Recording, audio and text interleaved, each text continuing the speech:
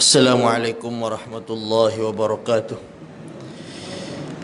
A'udzu billahi minasyaitonir rajim. Bismillahirrahmanirrahim. Alhamdulillahirabbil alamin. Wa afdhalus salati wa atammut taslimi ala sayyidina Muhammad wa ala alihi wa sahbihi ajma'in. Allahumma akhrijna min zulumatil wahmi wa akrimna binuril fahmi. وافتح علينا بمعرفة العلم وسهل أخلاقنا بالحلم واجعلنا ممن يستمعون القول فيتبعون أحسنه. اللهم إنا نعوذ بك من أن نضله أو نضله أو نزله أو نزله أو نظلمه أو نظلمه أو نجهل أو يجهل علينا عز جارك وجل ثناؤك ولا إله غيرك. بسم الله وبالله توكلنا على الله لا حول ولا قوة إلا بالله العلي العظيم. أما بعد. Muslimin dan muslimat yang dirahmati dan dikasihi oleh Allah Subhanahu wa taala. Jadi malam ni kita akan sambung pengajian kita dalam kitab Al-Halal wal Haram fil Islam li Syekh Dr. Yusuf Al-Qaradawi hafizahullahu taala. Dan kita masih lagi dalam perbincangan tentang suami dan isteri. Apakah yang boleh ia lakukan dan apakah yang tidak boleh dilakukan. Apakah yang halal dilakukan dan apakah yang haram dilakukan. Yang kita akan bincangkan pada malam ni iaitulah hak seorang isteri, hak isteri yang tidak suka. Bermakna bila mana seseorang isteri dia tidak gemar terhadap suami dia atas beberapa alasan, maka apakah yang boleh dilakukan? Sebab perbincangan kita tentang apa yang boleh, apa yang halal dalam rumah tangga, apa yang haram dalam rumah tangga. Apakah yang halal antara suami dan isteri dan apakah yang haram antara suami dan isteri.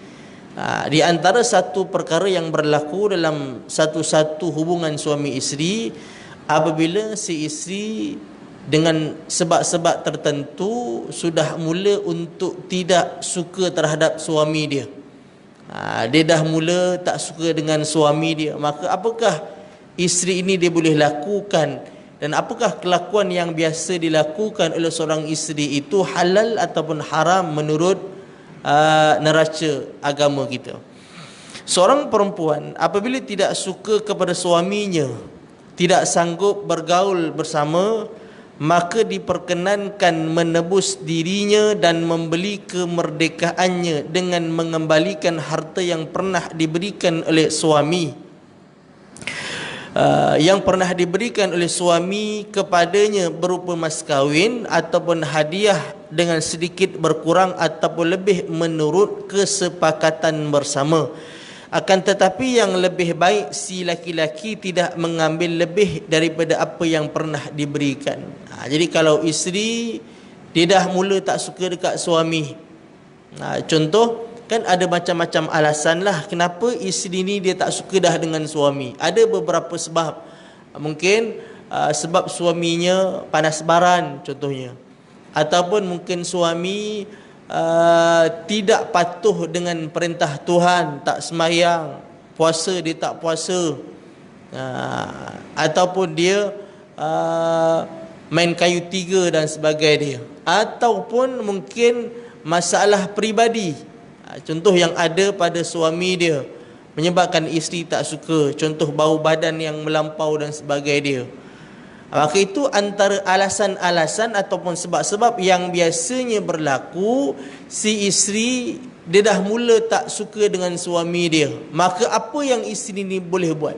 Kalau suami tak apalah, dia boleh talak isteri dia, bila-bila masa dia boleh ceraikan isteri dia.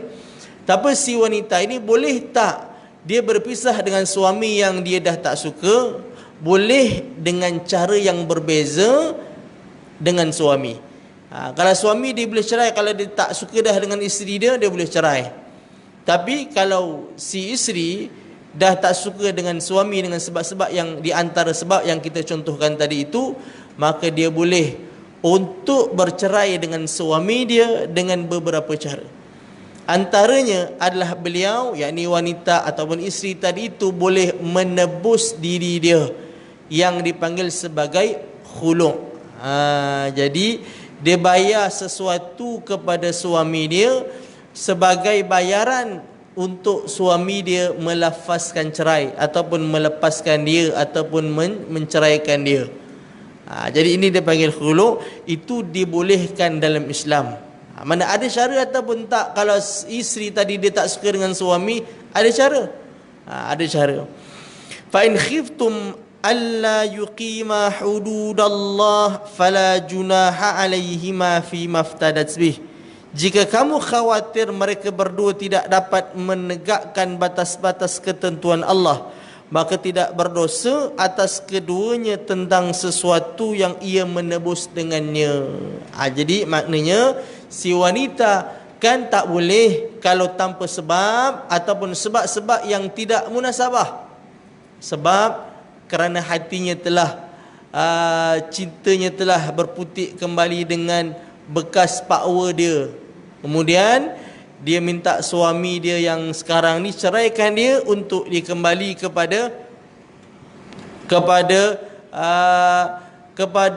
bekas pakwa dia. Jadi dia nak kahwin dengan bekas pakwa dia. Sekarang dia ada suami, jadi dia minta suami dia ceraikan. Maka itu adalah alasan yang tidak munasabah dan alasan yang salah. Jadi kalau ada alasan yang memang alasan yang kuat, alasan yang konkret yang kita sebutkan tadi itu, maka dia bolehkan dengan cara Islam. Apa cara Islam? Di antaranya adalah khulu'. Si isteri tadi boleh tebus dirinya dengan membayarkan sesuatu kepada suami. Jadi maknanya dalam Islam itu ada benda yang dibolehkan, ada benda yang tak dibolehkan. Yang dibolehkan macam mana? Kalau isteri dah tak suka dengan suami dengan sebab-sebab yang munasabah, maka dia boleh tuntut daripada suami dia untuk menceraikan dia dengan syarat dia membayar sesuatu memberikan sesuatu kepada suami dia. Jadi isteri Sabit bin Qais pernah datang kepada Nabi sallallahu alaihi wasallam. Dia kata, ya Rasulullah, Thabit bin Qais ma u'ibu alaihi fi khuluqin wala dinin walakinni la utiquhu bughdha. Fasa'alaha amma akhadhat minhu faqalat hadiqatun faqala laha ataruddina alaihi hadiqatah. Qalat na'am. Faqala an-nabiy sallallahu alaihi wasallam li Thabit iqbalil hadiqah wa talliqaha tatliqatan. Ya Rasulullah, kata isteri seorang sahabat ini namanya Sabit bin Qais. Satu hari isterinya datang jumpa dengan Nabi SAW. Apa dia kata? Ya Rasulullah, Sabit bin Qais tidak saya cela budi dan agamanya. Maknanya dia orang yang baik. Pada akhlak aku tak ada masalah, dia orang yang baik. Agamanya pun dia tak ada masalah. Dia orang yang patuh dengan perintah Allah. Berakhlak pula, dia bukan suami yang jahat. Tetapi saya tidak tahan marahnya. Cuma satu saja problem dia ni panas barat. Bab yang lain okey, tak ada masalah. Kemudian Nabi bertanya tentang apa yang pernah dia ambil dari suaminya. Nabi tanya dia, okey, masa mahar dulu apa yang suami kamu bagi sebagai mahar? Maka dia kata kebun, hadiqah adalah sebuah kebun. Lantas Nabi pun bertanya, apakah kamu mahu kembalikan kebun itu kepada suami kamu, kepada Sabit bin Qais? Maka dia kata, ya Rasulullah. Maka Nabi pun bagi tahu kepada Sabit, wahai Sabit, kata Rasulullah, terimalah kebun itu dan ceraikan dia. Jadi ini contoh yang berlaku di zaman Nabi SAW. Contoh seorang wanita khulu', yakni minta suami menceraikan dia dengan membayarkan sesuatu. Tapi alasan-alasan yang boleh diterima. Tapi kalau alasan yang tak boleh diterima semata-mata kerana nak kembali kepada bekas boyfriend dan sebagainya, maka itu adalah perbuatan yang boleh jadi haram dan wanita itu tidak bau syurga. Bila tak bau syurga, maksudnya jauhlah nak masuk syurga tu. Bau pun tak boleh. Nak masuk syurga macam mana? Bahkan bau syurga itu daripada jauh dah boleh bau dah. Tapi kalau bau pun tak dapat, maknanya masuk syurga pun tak dapat. Walaupun demikian, seorang isteri tidak dibenarkan cepat-cepat minta cerai tanpa alasan yang dapat dibenarkan dan tanpa suatu pendorong yang dapat diterima, yang kiranya boleh membawa kepada perceraian antara keduanya, sebab Nabi SAW sebut ayyumani, kita sebutkan tadi, kata Rasulullah, ayyuma imra'atin sa'alat zawjaha at-talaq min ghairi ma ba'sin fa haramun 'alaiha raihatul jannah. Bagi ibu-ibu sekalian, kata Nabi SAW, siapa saja wanita yang minta cerai kepada suaminya tanpa satu sebab yang dapat dibenarkan, alasan yang tidak munasabah, maka dia tidak akan mencium bau syurga. Jadi kita sebutkan tadi kan, kalau bau syurga yang dapat dihidu daripada jarak yang sangat jauh pun dia tak boleh nak bau. Jadi nak langkah masuk syurga memang tak dapatlah. Maksudnya Rasulullah bagi tahu dia jauh daripada syurga Allah Subhanahu wa taala. Jadi wanita tidak boleh sewenang-wenangnya untuk menuntut cerai daripada laki-laki ataupun daripada suami dia. Kemudian seterusnya, menyusahkan isteri hukumnya adalah haram. Jadi bagi laki-laki pula, dia memang tak suka dah dengan isteri dia.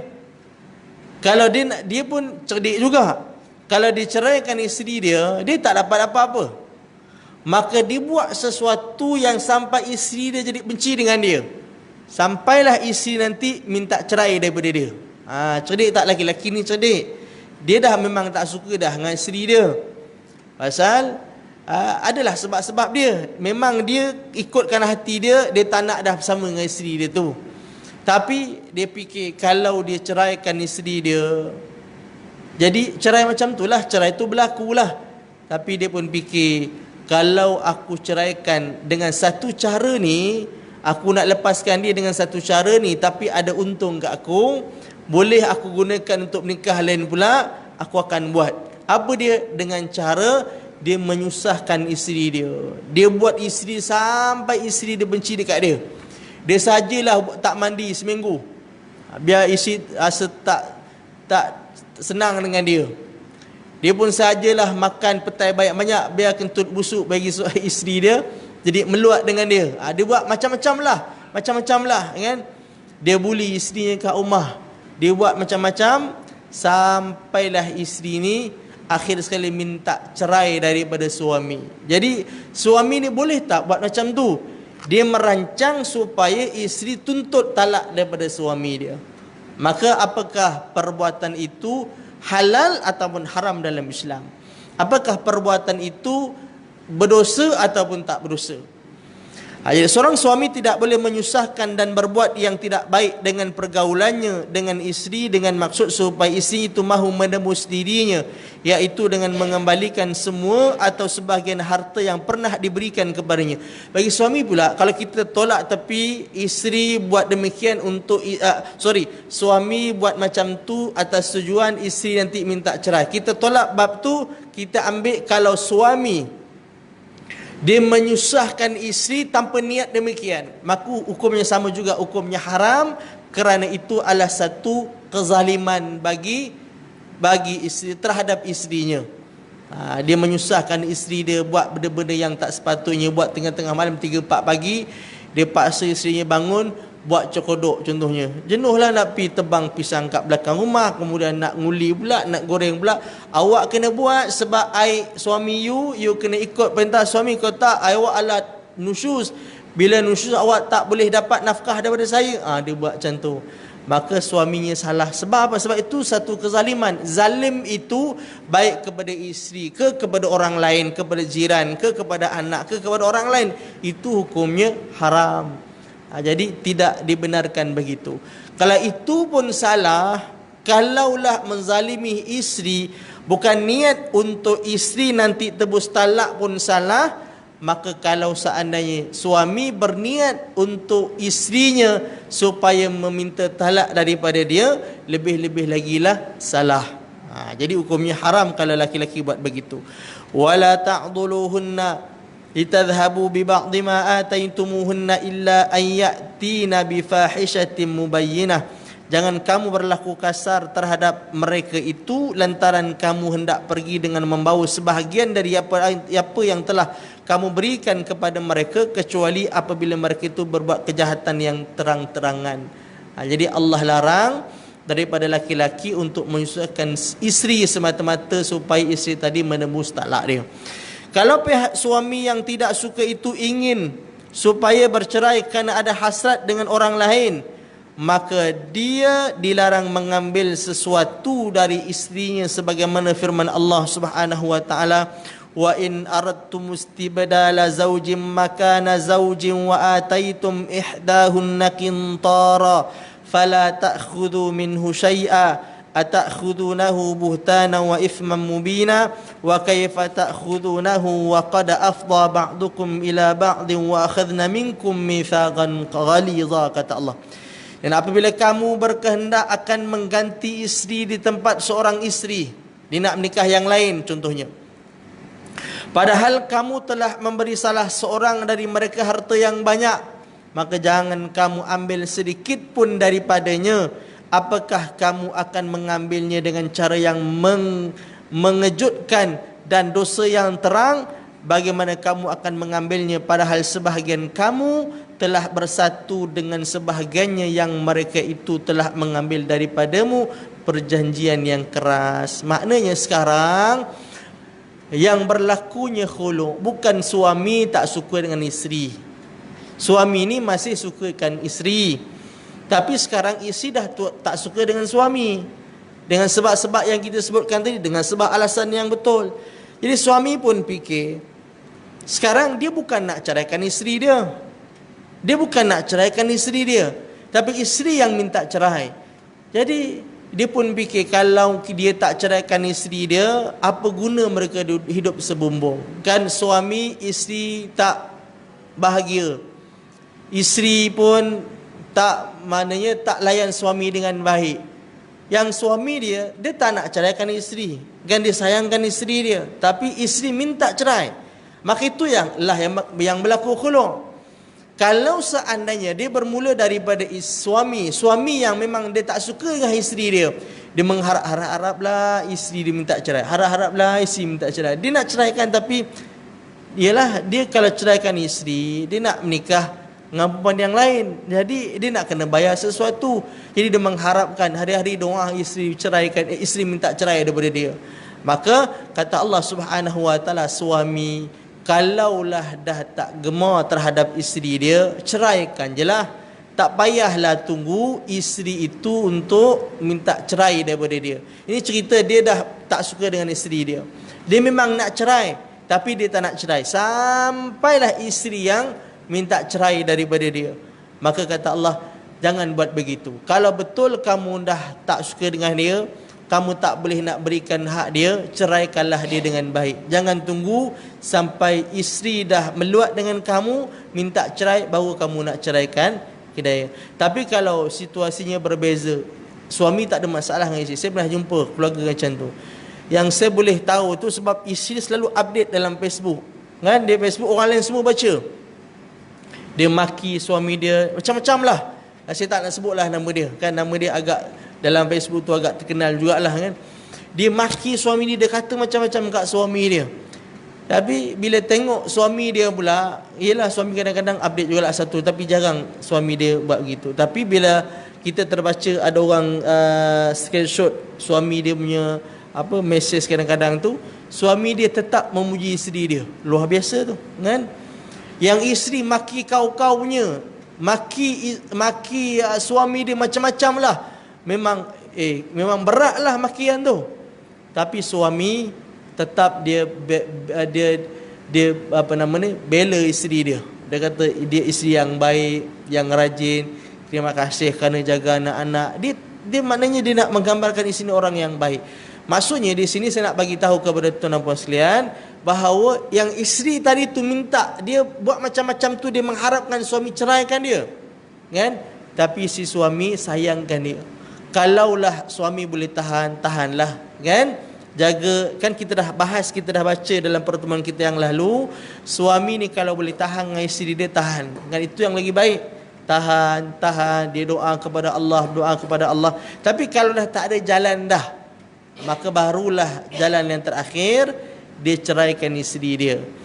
Dan maka ini yang kita sebutkan tadi, situasinya suami dia tak bencikan isteri dia, Tapi isteri memang nak suami ceraikan dia, tapi dia sanggup membayar sesuatu, maka berhak tak suami tadi dapat? Berhak, sebab dia bukan nak ceraikan isteri dia, tapi isteri yang nak sangat.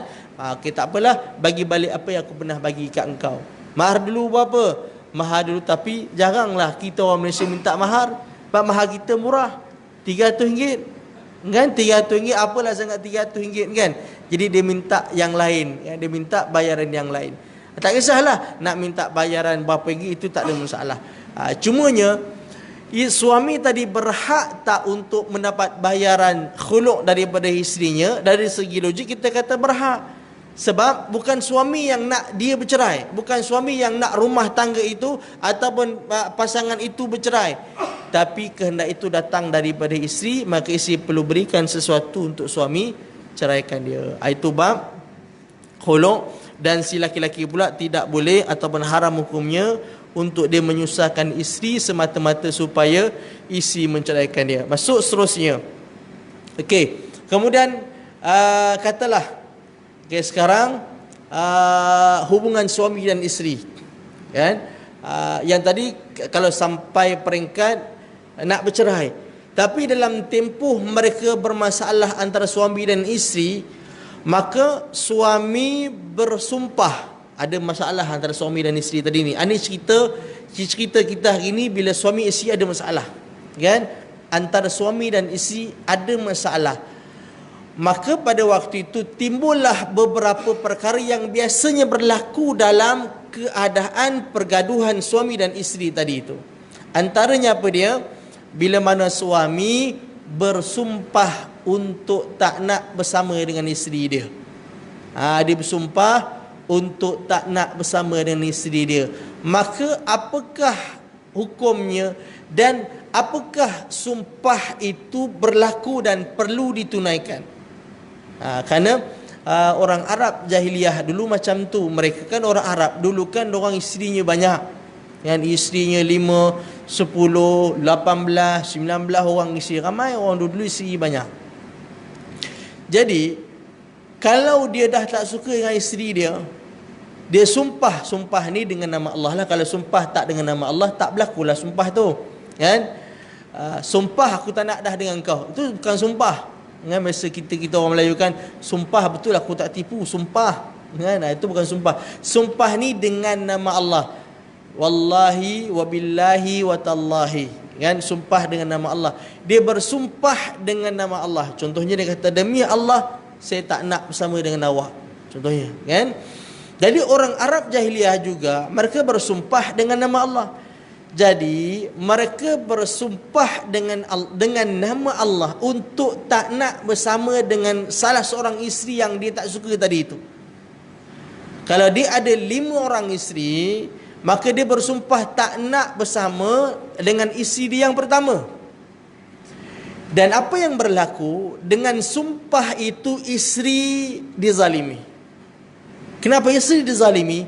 Sebab bila dia dah bersumpah dia tak nak bersama dengan isteri dia, maka apa yang berlaku? Isteri tadi itu, satu, dia tak dapat nafkah daripada nafkah manusia, dia tak dapat bersama dengan suami dia. Dan yang kedua, dia tak boleh berkahwin dengan laki-laki yang lain sebab dia masih statusnya isteri orang. Jadi ini amalan jahiliah dulu. Mereka tidak menghormati golongan-golongan wanita. Jadi mentang-mentang isteri dia banyak, dia sumpah tak nak bersama dengan isteri yang pertama, dia ada lagi 4 orang isteri. Kalau isteri dia ada 9 orang, dia ada lagi 8 orang isteri.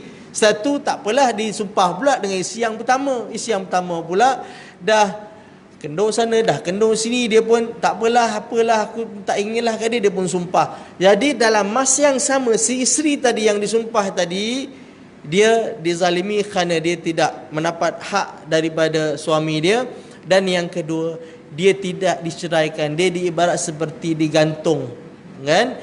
Jadi dia tak boleh kahwin dengan laki-laki yang lain. Kalau dia cerai, okey, bila dia cerai, maka dia bebas untuk bersama dengan mana-mana laki-laki. Cerita sekarang bila dia sumpah macam tu, maka si tadi tergantung. Nak kata ada suami, macam tak ada suami. Nak kata tak ada suami, nak menikah dengan laki-laki yang lain, kalau ada orang yang minat dekat dia pun tak boleh juga. Jadi perbuatan itu yang telah berleluasa dalam masyarakat Arab. Maka Islam datang untuk membetulkan amalan tersebut supaya selari dengan fitrah ataupun dengan keadilan untuk manusia. Itu Islam datang. Islam datang memang itu tujuan dia. Kalau ada benda yang tak betul, maka dipadamkan. Tapi kalau ada benda yang boleh dibaiki, dia tak padamkan. Itu Islam macam tu. Kalau ada benda yang langsung tak betul, dipadamkan, terus dibuang. Contoh, kan orang Arab jahiliah, diorang bila sampai waktu musim haji, diorang buat haji juga. Datang orang daripada Madinah, datang orang-orang daripada luar, orang Mekah sendiri pun datang. Mereka ni orang-orang syirik. Haji pun buat juga haji, tapi dengan cara yang berbeza. Dia jalan sambil dia bawa patung berhala. Itu kan benda yang Islam datang, padamkan terus benda tu, buang terus benda tu. Tapi ada amalan-amalan dalam masyarakat Arab jahiliah yang kalau rasa dia tak perlu dipadamkan, hanya sekadar dibaiki, maka baiki, tidak perlu dipadam. Itu Islam datang adalah untuk memberikan kebaikan kepada manusia. Jadi ceritanya sekarang, si suami dia bersumpah dengan nama Allah untuk tak nak bersama dengan isteri dia.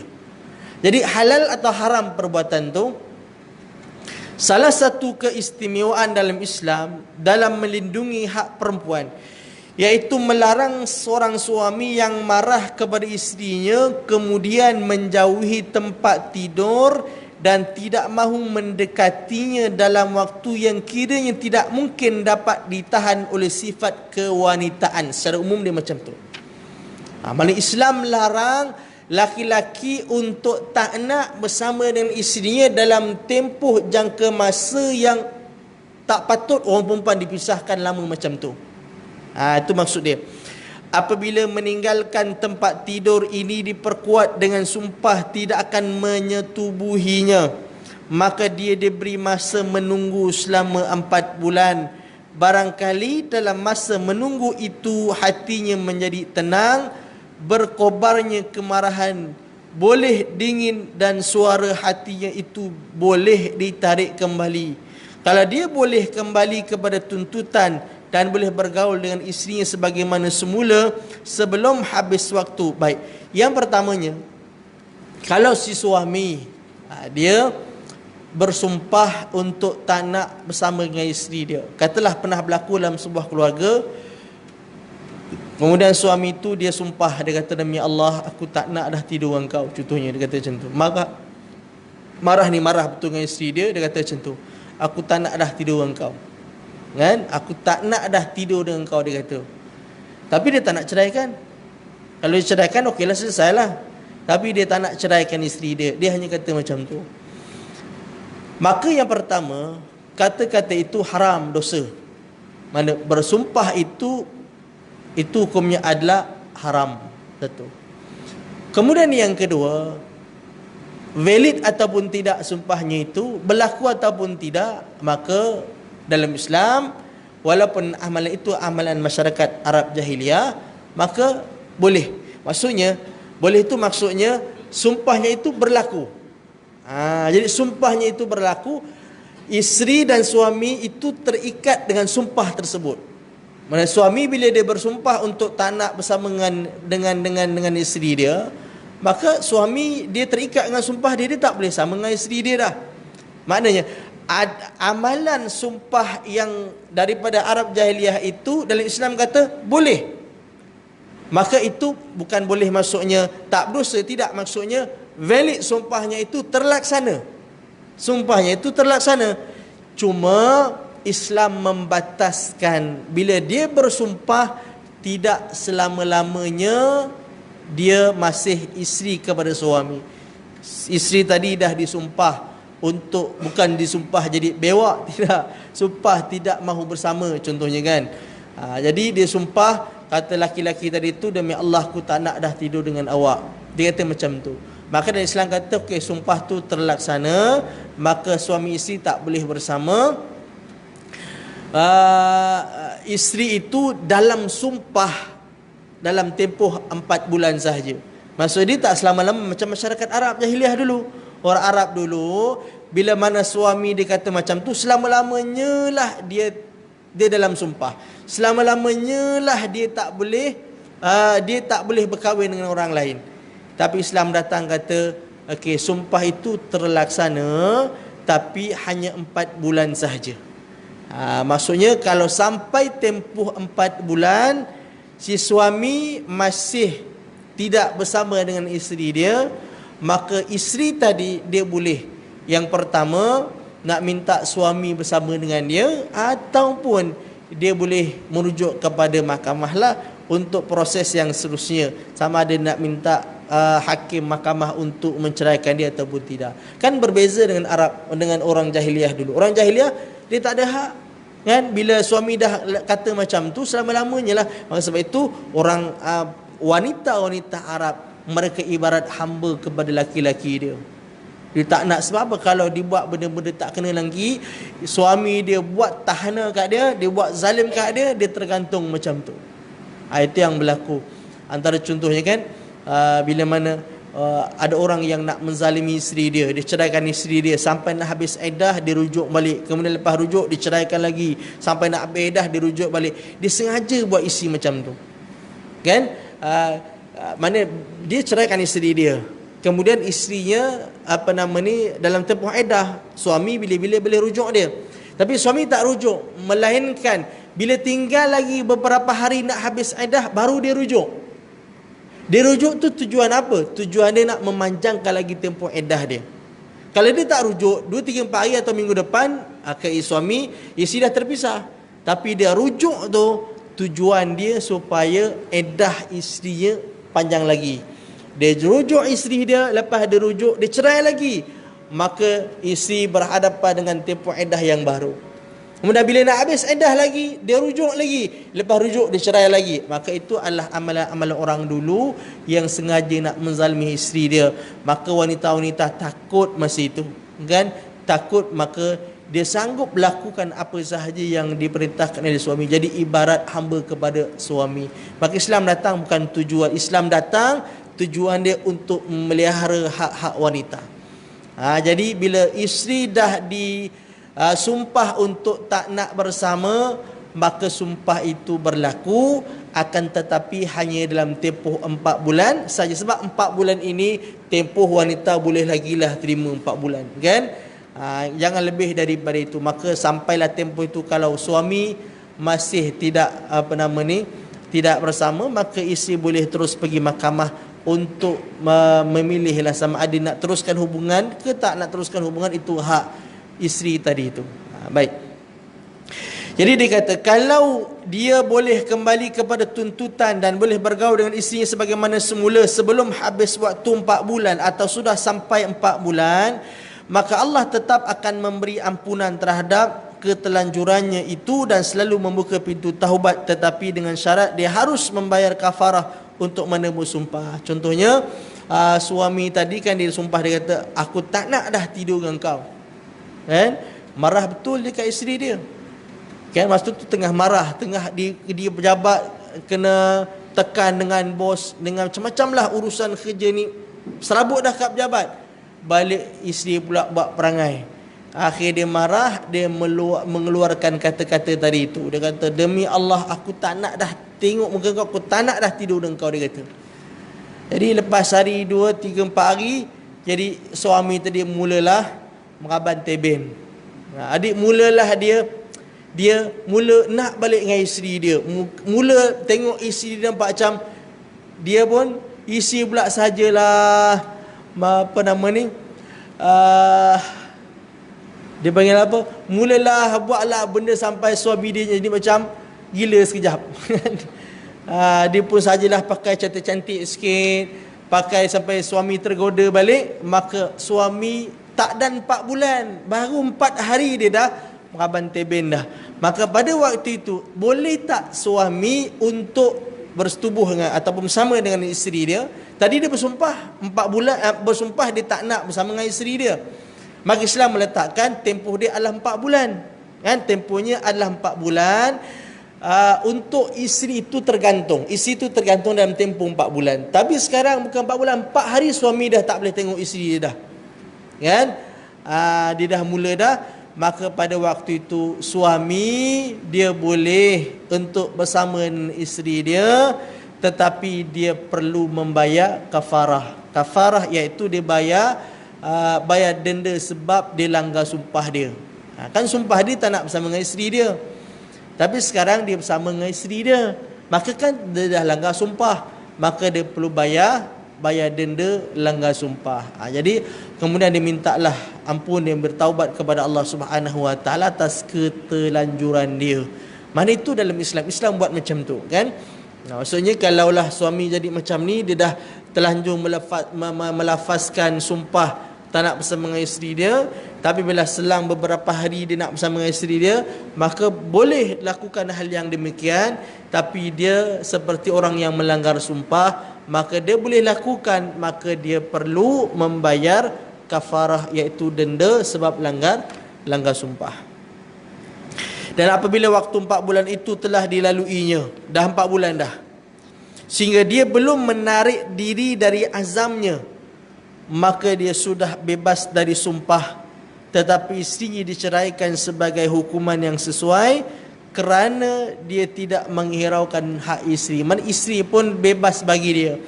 Ya imma lepas 4 bulan, maka dia boleh minta suami untuk bersama dengan dia. Kan? Kalau diminta sebelum ataupun lepas 3-4 hari, katalah dia sumpah tak nak bersama dengan isteri dia, lepas 3-4 hari, bukan suami, bahkan suami isteri dua-dua jadi tak boleh tahan kan. Isteri pun macam tu, suami macam tu. Suami dia ingat dia seorang je, rupa isteri pun macam tu juga, maka isteri boleh tuntut suami untuk bersama dengan dia walaupun baru 3-4 hari. Tapi suami kalau dia bersama, maka dia perlu bayar kafarah. Jadi bila mana dah sampai tempoh 4 bulan, maka si isteri tadi itu boleh bawa kes ini ke mahkamah. Maksudnya dia nak teruskan hubungan pun boleh. Kalau dia nak minta pihak mahkamah untuk memisahkan mereka pun boleh. Jadi Islam tu macam tu. Yang halal tu macam ni, yang haram tu macam ni. Baik, sementara ahli fiqh ada yang berpendapat bahawa dengan berlalunya waktu, optimis talaknya jatuh tanpa menunggu keputusan hakim. Ada sebahagian ulama, contohnya dalam mazhab Hanafi. Kalau mazhab kita kalau dah cukup 4 bulan, maka si isteri tadi itu dia perlu mengadu ke mahkamah. Dia perlu bawa kes ini ke mahkamah untuk mahkamah memisahkan mereka kalau dia nak pisah. Tapi ada sebahagian pendapat, antaranya dalam mazhab Hanafi, cukup saja 4 bulan automatik dia terus terpisah. Maka tak perlu hakim, tak perlu qadi untuk pisahkan dia dah. Maka 4 bulan terus, maka terus dia terpisah. Ini pendapat yang dibawa oleh beliau tadi itu. Jadi sementara ahli fiqh ada yang berpendapat bahawa dengan berlalunya waktu optimis talaknya jatuh, 4 bulan tadi itu talaknya jatuh tanpa menunggu keputusan hakim. Dan ada pula yang mensyaratkan diajukannya persoalan tersebut kepada hakim setelah waktu yang ditentukan itu habis. Kemudian hakim akan memberikan pilihan apakah dia harus mencabut dan isterinya rela, ataukah dia harus menceraikan isterinya. Kemudian dia harus memilih apa yang kiranya manis buat dirinya. Jadi dia ada pilihanlah. Isteri tadi itu tak semesti dia diceraikan, tak semestinya perlu dipisahkan, maka isteri itu berhak untuk buat pilihan. Dia sayang kat suami dia, tak apalah, dia kata sabar sikit lagi, ikut satu hari nanti dia usaha lagi, dia makan ubat awet muda ke apa bagi nampak muda sikit, dia bubuk poliden bagi gigi rapat, bagi elok, bagi suami dah berkenan balik. Kok mana nak tahu berjaya cara tu? Mungkinlah ni tak berjaya, tapi mungkin adalah kawan-kawan dia bagi tahu awak buat begini, jangan buat nasi kangkang pula. Nasi kangkang tu dah haram dah. Tapi nak ceritanya, isteri tadi boleh untuk membuat pilihan. Ya imma dia nak minta mahkamah untuk ceraikan, ataupun dia nak teruskan hubungan itu walaupun suami tak bersama dengan dia. Dia boleh tahan, maka tak ada menjadi masalah. Ataupun diminta suami untuk bersama dengan dia. Bersumpah tidak akan mendekati isi dalam syariat Islam dikenali sebagai nama ilah. Yang dalam hal ini Allah telah berfirman, lilladzina yu'luna min nisaihim tarabbusu arba'ata ashhur fa in fa'u fa innallaha ghafurur rahim wa in azamu talaq fa innallaha sami'un alim. Bagi orang-orang yang bersumpah akan menjauhi istrinya, boleh menunggu selama 4 bulan. Jika mereka telah memenuhinya, maka sesungguhnya Allah Maha Pengampun dan Maha balas kasihan. Dan jika mereka bermaksud hendak mencerai, maka sesungguhnya Allah Maha mendengar lagi Maha mengetahui. Jadi kalau suami tadi dia terlanjur pasal terlalu marah, tapi bila dah 3-4 hari maka dia nak bersama dengan isterinya balik, maka dia boleh bersama, dia bayar kafarah dan minta ampun kepada Allah Subhanahu wa taala. Dibatasi masa tunggu 4 bulan kerana kesempatan 4 bulan itu sudah cukup bagi seorang suami untuk menarik diri dan kembali ke jalan yang benar. 4 bulan. Sebab masa 4 bulan itu secara kebiasaannya sudah cukup bagi seorang perempuan bersabar diri dari berkumpul dengan suami dia.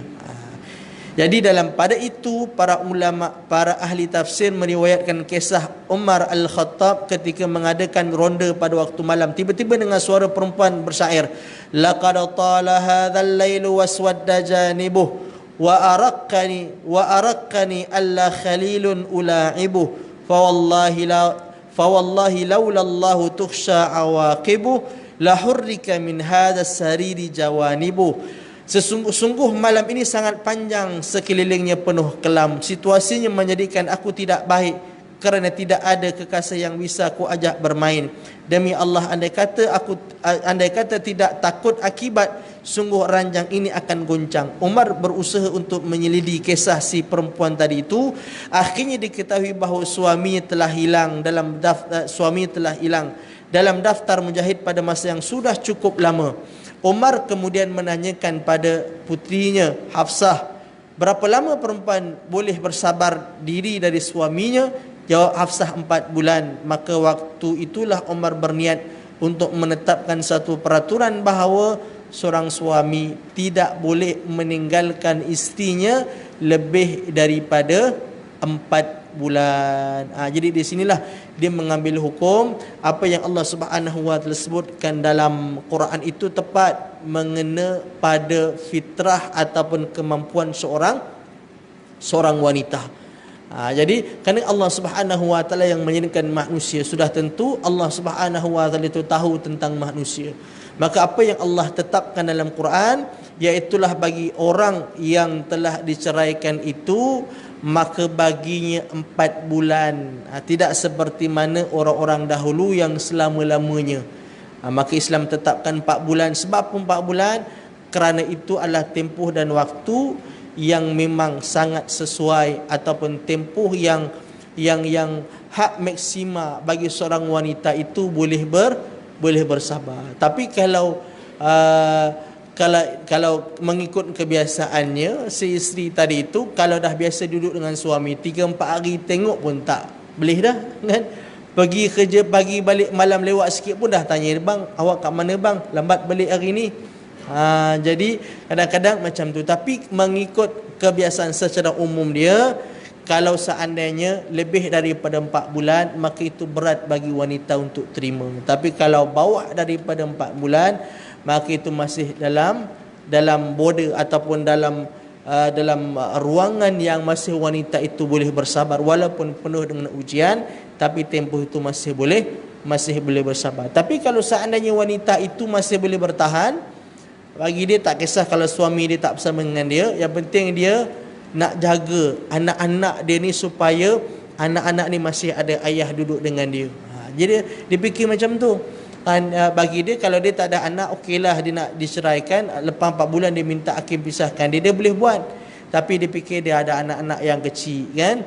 Jadi dia bersabar atas niat satu hari nanti maka suami dia akan berubah dan akan bersama balik seperti mana sedia kala. Tapi kalau seandainya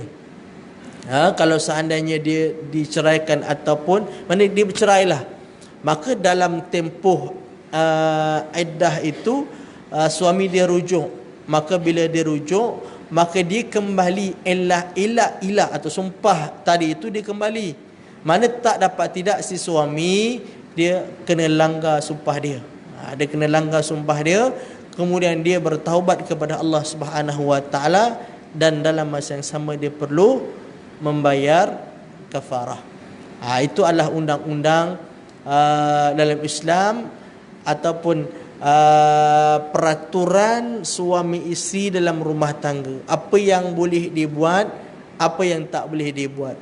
Ada satu amalan dan kebiasaan yang tidak benar dalam amalan-amalan orang dahulu yang boleh dibetulkan, maka Islam datang membetulkan keadaan itu. Tapi kalau seandainya tak boleh dibetulkan, maka sudah tentu Islam datang akan menghilangkan hukum ataupun adat kebiasaan tadi itu. Jadi tuan-tuan muslimin dan muslimat yang dirahmati Allah Subhanahu wa taala, kemudian kita masuk kepada yang seterusnya, iaitu hubungan antara orang tua dan anak. Jadi dah habis dah cerita suami isteri, dia masuk pula hubungan. Bila mana dah bersama, bila dah ada pasangan suami isteri, maka ada anak pula. Maka dia masuk kepada fasa yang seterusnya, bagaimana hubungan ayah dan anak yang dibolehkan dalam Islam, ada yang tak boleh dalam Islam. Sebab ada kadang-kadang, contohnya boleh tak si anak, contoh kita bagi contoh kan, boleh tak si anak tadi itu bukan ayah dia, tapi dia minta supaya dibinkan kepada laki-laki tersebut. Itu mana hukum-hukum yang terkait antara hubungan ayah dan anak. Ataupun si ayah tadi pula sebaliknya, dia ada seorang anak tapi dia rasa tak yakin tu anak dia. Mungkin dia rasakan bahawa isterinya na'udzubillah telah berzina dengan laki-laki yang lain. Maka itu juga hal berkaitan hubungan suami dan ataupun ayah dan anak, yang pada waktu itu si ayah menafikan itu adalah anak dia. Maka apakah undang-undang dia? Ada tak benda yang dibolehkan, ada tak benda yang tak boleh dalam Islam? Yang tu kita akan sambung dalam pertemuan kita akan datang, kalau diizinkan oleh Allah Subhanahu wa taala. Qul qauli hadza wa astaghfirullahal azim li wa lakum. Wassalamualaikum warahmatullahi wabarakatuh.